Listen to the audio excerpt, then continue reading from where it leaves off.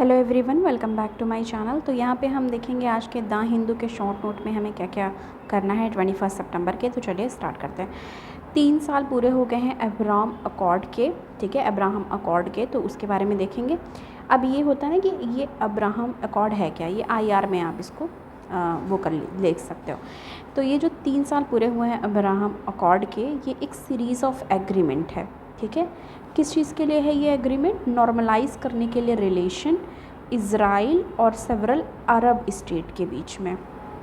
तो ये लाइन यहाँ से याद रखनी है। जैसे हमें टर्म्स ये सब याद रखनी होगी IR के पॉइंट ऑफ व्यू से, ठीक है।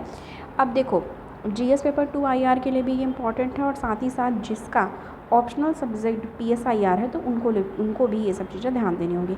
अब जैसे 3 साल पूरे हुए हैं अब्राहम अकॉर्ड के, तो ये होता है ना मन में कि अब्राहम अकॉर्ड है क्या, ये एक सीरीज़ ऑफ एग्रीमेंट है, सिर्फ एग्रीमेंट नहीं, सीरीज़ ऑफ एग्रीमेंट, ठीक है।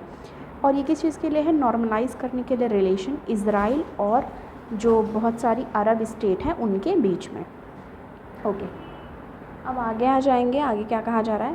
Prosperity green and blue agreement. For example देखो, एग्ज़ाम्पल के अगर तौर पे देखा जाए तो जैसे इन्होंने क्या किया है, prosperity green and blue agreement किया है। इसमें कौन कौन है? इज़राइल, UAE एंड जॉर्डन है, ठीक है। और ये किस फील्ड में किया है? सोलर फील्ड में, ठीक है। और इसमें कहा जा रहा है कि supply 600 megawatt electricity to Israel, ठीक है। और इसका लगाएंगे कहाँ पे? जॉर्डन में। तो ये लाइन यहाँ पे याद रखनी है एग्जाम्पल के तौर पे। नेक्स्ट हमारा आपको याद होगा जो साइंस वाले पेज में आया हुआ है पिंक डायमंड से रिलेटेड। तो इसमें देखो पिंक डायमंड से रिलेटेड क्या कहा जा रहा है कि 90% ऑफ पिंक डायमंड वो पाया जाता है एरिगिल माइन में। तो अब देखो अभी तक हमने डायमंड पढ़ा था, अब पिंक डायमंड की, जैसे डायमंड के बारे में तो बहुत आपने पढ़ा कि सेब क्या होता है, ये सब सारी चीज़ें, लेकिन अभी यहाँ पे पिंक डायमंड की बात हो रही है। तो कहा जा रहा है कि जो 90% पिंक डायमंड है वो एरिगिल माइन में पाया जाता है। तो इस तरीके से ये इंपॉर्टेंट हो गया। अगर माइन का नाम पूछे तो हमें पता होना चाहिए। और ये किस जगह है? ये नॉर्थ वेस्ट ऑफ ऑस्ट्रेलिया में है। ये माइन कहाँ पे है? ऑस्ट्रेलिया में। और किस चीज़ से रिलेटेड माइंस की बात हो रही है? Pink diamond. अब यहाँ नेक्स्ट है प्लांट ईटिंग डायनासोर की बात की जा रही है। तो ये क्या है? ये बिलोंग करता है फैमिली से डिक्रेओसॉरिडाई तक ये फैमिली है। सुपर फैमिली की भी बात यहाँ पे हुई है। अब यहाँ पे देखो जो ये है डायनासोर की जो बात की जा रही है उससे रिलेटेड कहा जा रहा है कि ये 167 मिलियन ओल्ड है। मतलब कितना पुराना डायनासोर की बात हो रही है ये आप यहाँ से देख सकते हो। और ये ओल्डेस्ट नोन ये जो फॉसिल है वर्ल्ड में, ठीक है। तो ये जो डायनासोर है ओल्डेस्ट नोन फॉसिल है वर्ल्ड में। ओल्डेस्ट नोन फॉसिल है कहाँ पे? वर्ल्ड में। डिप्लोडोकॉइड फॉसिल्स इन दी वर्ल्ड। अब ये जो साइंटिस्ट हैं, ठीक है, साइंटिस्ट नेम्ड, इसका जो डायनासोर है इसका नाम क्या दिया है साइंटिस्ट ने? Scientist name dinosaur Tharosaurus indicus. तो ये याद रखना है। पूरे आर्टिकल में जो हमने ये सब तो जस्ट समझने के लिए लिख लिया कि ये कितना पुराना है और ये इस फैमिली से बिलोंग करता है। पूछ क्या सकता है? पूछ ये सकता है कि जो साइंटिस्ट ने इसका नेम दिया है वो है डायनासोर थैरोसॉरस इंडिकस, ठीक है। अब इसका मतलब देखोगे, विद द थैरो डेराइविंग फ्रॉम थार्डिजट। अब जो ये थैरो वर्ड देखो, थैरोसॉरस की बात की जा रही है, तो थैरो यहाँ से यहाँ तक एंड सॉरस यहाँ से यहाँ तक।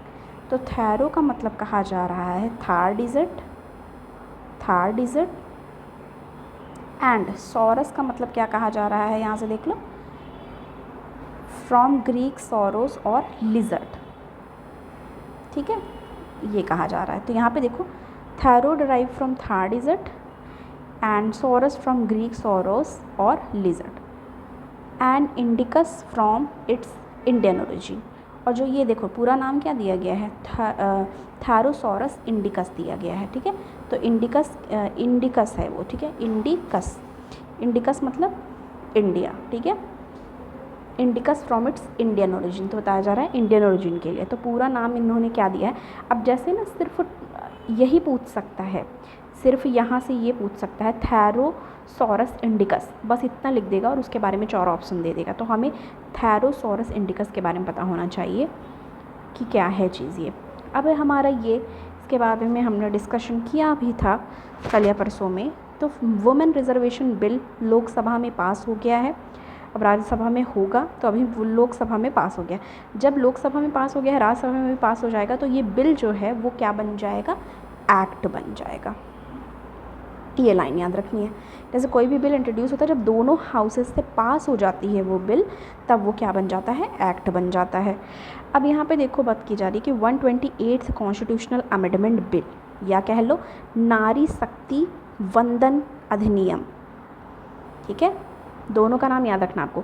चाहे तो 128 कॉन्स्टिट्यूशनल अमेंडमेंट बिल, या फिर मुझे जहाँ तक लगता है आपने PYQ से देखे होंगे, इस तरह के ज़्यादा पूछता है कि जैसे नारी शक्ति वंदन अभियान। अब सब ने क्या पढ़ के, सब लोग क्या पढ़े हैं, वुमेन रिजर्वेशन बिल, पर अगर वो डायरेक्ट वुमेन रिजर्वेशन बिल ना लिख करके वो लिख दे नारी शक्ति वंदन अधिनियम के बारे में, तो आप इसको वहीं से गेस ये कर लेना है कि ये वुमेन रिजर्वेशन बिल के बारे में बात की जा रही है। और ये किस चीज़ के लिए, टू अमेंड, किस चीज़ को अमेंड करने के लिए, रिजर्विंग 1/3 सीट इन लोकसभा। तो अभी क्या बात की जा रही है, यहाँ पे 1/3 सीट लोकसभा में बात की जा रही है, किसके लिए, वुमेन्स के लिए। ओके, अब यहाँ मैंने एक चीज़ आपके लिए लिखा है। तो 1993 में जब बात हुई तो क्या बात हुई, द आइडिया ओरिजिनेटेड फ्रॉम, कहाँ से ओरिजिनेट हुआ, 73rd, 1 मिनट, ओके, आइडिया कहाँ से हुआ originate, 73rd and 74th amendment act 1993 से, जिसमें कहा जा रहा है that stated that 1/3 of sarpanch और council leader position in the gram panchayat should be reserve from women. तो मतलब पहली बार रिजर्वेशन की बात वुमेन के लिए कब की गई थी, ग्राम पंचायत में की गई थी, कि उनके लिए पोजीशन ग्राम पंचायत में फिक्स्ड सीटें होनी चाहिए, इसकी बात की गई थी 1993 में। 1996 में क्या हुआ, first introduce in 1996 81st constitutional amendment bill was then introduced in 1998 and 1999 and 2008। तो मतलब कितनी बार इंट्रोड्यूस हुआ, देख लो आप यहीं से, 1998 में, 1999 में एंड 2008 में, ठीक है। और ये कौन सा है, फर्स्ट जो ये इंट्रोड्यूस हुआ 1996 में एज अ 81st, ये लाइन याद रखनी है, कॉन्स्टिट्यूशनल अमेंडमेंट बिल के तौर पे। ओके, अब यहाँ पे फिर 2010 में क्या बात हुआ, it was refer to standing committee, ये रेफ़र किया किसको कर दिया गया, एक स्टैंडिंग कमेटी को 2008 में, एंड इन 2010 में भी it was passed in the Rajya Sabha. कहाँ पास किया गया इसको, राज्यसभा में, and transmitted finally to the Lok Sabha. पहले राज्यसभा में इसको पास किया गया और फिर कहाँ ट्रांसमिट किया गया इसको, लोकसभा में। How the bill lapsed with the 15th Lok Sabha, और ये बिल जो है वो लैप्स हो गया 15th लोकसभा में, जो कि 2010 की बात चल रही है। उसके बाद से ये इंट्रोड्यूस नहीं हुआ था, अभी इंट्रोड्यूस हुआ है, ठीक है, जो कि लोकसभा में इसको पास कर दिया गया है। अब राज्यसभा में होगा, उसके बाद क्या बन जाएगा, एक्ट बन जाएगा। तो ये थी चीज़ें जो आज के लिए हमें डिस्कस करनी थी। आई होप कि आपको ये वीडियो पसंद आई हो। अगर वीडियो पसंद आए तो प्लीज़ चैनल को आप सब्सक्राइब करें, वीडियो को आप लाइक करें, ज़्यादा से ज़्यादा लोगों को शेयर करें।